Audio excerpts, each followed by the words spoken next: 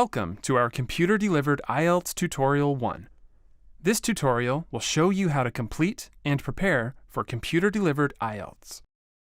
For each section, there's a clock at the top of the screen, which tells you how much time you have left. For the reading and writing tests, the clock will turn red and flash when you have 10 and 5 minutes left. The tests will automatically stop when the time finishes. The instructions for each part are in the box at the top of the screen. You can use the navigation bar at the bottom of the screen to move from one question to the next. Click on the number to go to that question. You can also click on the forward arrow to go to the next question, or the back arrow to go to the previous question.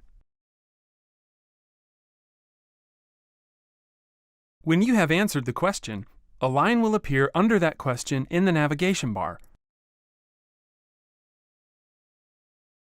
You can click on Review if you want to look at the question again later. The question number will be shown as a circle. You can review and change your answers at any time until the end of the test. Click on the yellow arrow if you want to make the navigation bar smaller.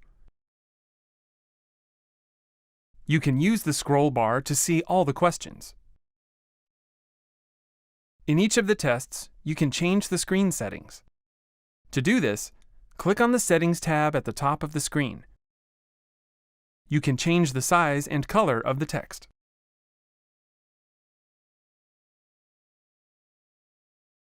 In each of the tests, there is a Help tab. If you click on the Help tab, this will give you information about the task you're currently doing. If you click on Test Help, you will see information about how the test works.